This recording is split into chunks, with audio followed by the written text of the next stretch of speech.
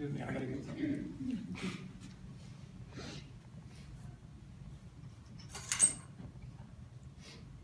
I'll move this out here so you can see a little bit better.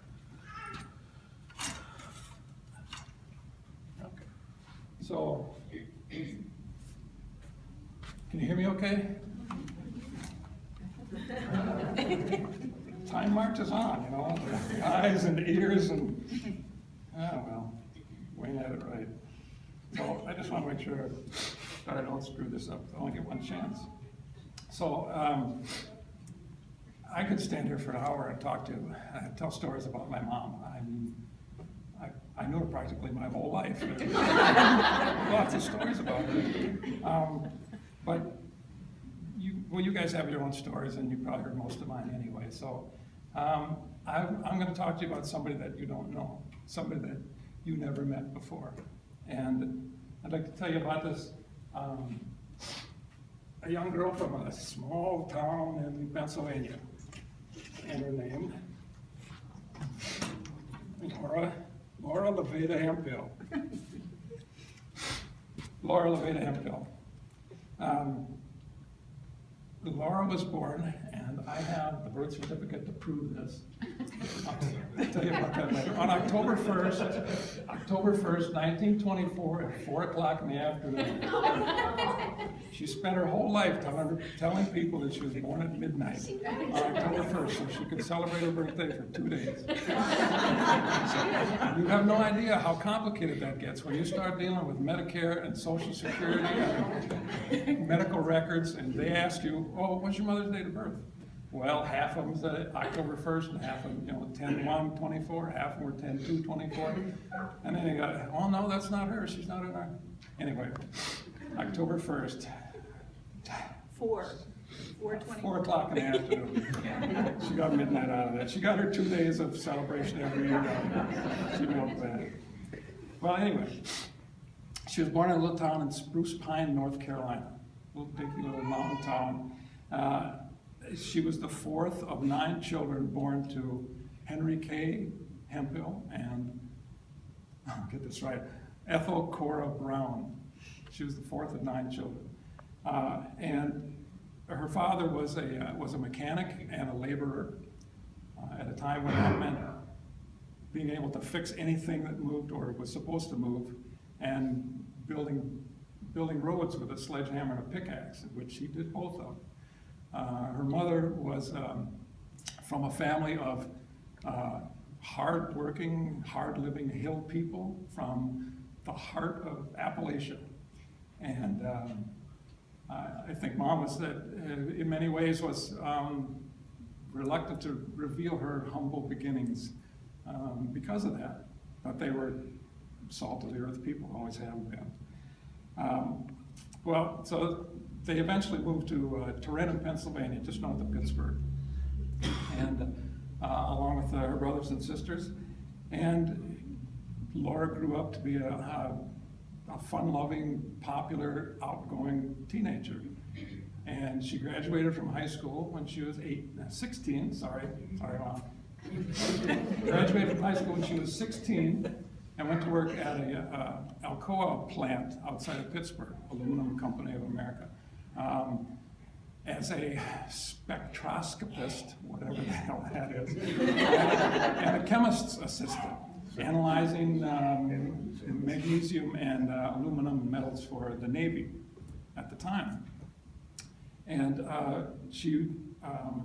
her ambition was to go to college at the University of Pittsburgh, and she wanted to study chemistry and metallurgy. Very smart woman. Well, World War II wouldn't have any of that, so, because of that, every time I see a poster of Rosie the Riveter, we can do it, girls, that's my mom. She was Rosie the Riveter. You're looking at her. So the war wouldn't have any of that. So following the death of her older brother Joe in a training accident in Alabama, she enlisted and a friend marched down to the recruiter and promptly enlisted in the Marine Corps. She was 6 months shy of her 21st birthday when she did that. oddly enough, exactly the same age as Ashley. And she joined the Marine Corps. At the time, the United States had been at war with Japan for 3 years, and there was the possibility of a Japanese invasion of the West Coast was still a possibility. It was a real military threat. And so she volunteered to be an airplane spotter on the West Coast. Well, in true military fashion, and they still do it today, they promptly assigned her to the Cooks and Bakers School on the East Coast. So the military mind works. Okay, so she went to Cooks and Bakers School and wound up at a Marine Corps recruit depot in Parris Island, South Carolina, where she was a cook. And it was there that her life's journey intersected with, fortunately for a lot of us, intersected with drill instructor, platoon sergeant Grover W. Bud Murphy. That's where they met. And so this 6'2", 200-pound Golden Gloves boxing champion, battle-hardened veteran of the bloody Pacific Theater of War, gets into a ring with this 5'1", when she stood on her tiptoes, 100-pound little girl from Pennsylvania, and he looked at that and he was outmatched. He never stood a chance. They got married in March of 1946. And after their discharge, they used Laura's savings to buy a second-hand car. For some reason, Bud had no savings. Laura had savings, used her money to buy the car, and she loved that car. Bud would later sell that car to buy a fuel oil truck with his brother John, just going to business for Standard Oil. And she never forgave him. She agreed to it reluctantly. But just a couple months ago, she told me she was still miffed at him. 70 years later, she's still mad at him for selling that car. That was her car. She named it the Green Hornet, and she loved that car. So she's probably chewing him out right now. So after they were discharged, they drove up to Pennsylvania to meet with her folks, and I dearly wish I could have been there for that meeting. So, I mean,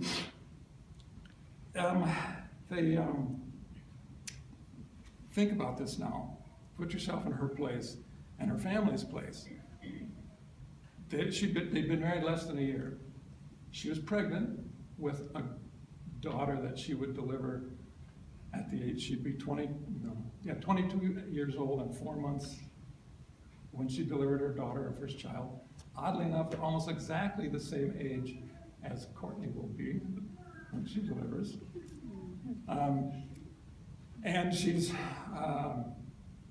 they're about to load up this car to head for Minnesota.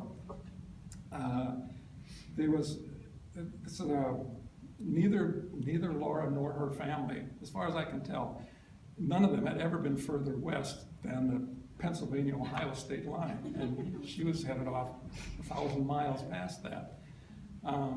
Her father was genuinely concerned for her safety, because there were still people, as Easterners, Minnesota was still considered the frontier as far as they could tell. And there were still people alive at that time who could remember the Sioux uprising along the Minnesota River, where some 800 white people were killed by Indians. Some of that occurred less than 30 miles from the Murphy farm. Was her father worried? Yeah, they were concerned about that. A farm home, by the way, which had neither running water nor electricity. So, can you imagine that family's anxiety, at that time? Can you imagine Laura's state of mind at the time? Picture that. They're about to set off for the Wild West. My father told me once that his only concern at the time was that they were going to starve the first winter, because the Marine Corps had only trained her to cook for 300 people at a time. She couldn't cook for 2. Her recipes were just, they wouldn't translate. Well, obviously he was wrong about that. If you knew my father, you knew he was well fed. And, they did survive that first winter and the next, and here we are because of that. Well, that young girl was my mother, and I look at this picture and I see the look on her face, and it's just, I look at that optimism, the joy that she had in just being alive, and I see in there the absolute certainty that her life was going to be a long, wonderful adventure, and she was right. She had it right. I'm just about finished, but I want to leave you with a couple of thoughts from this little snippet of Laura's life story.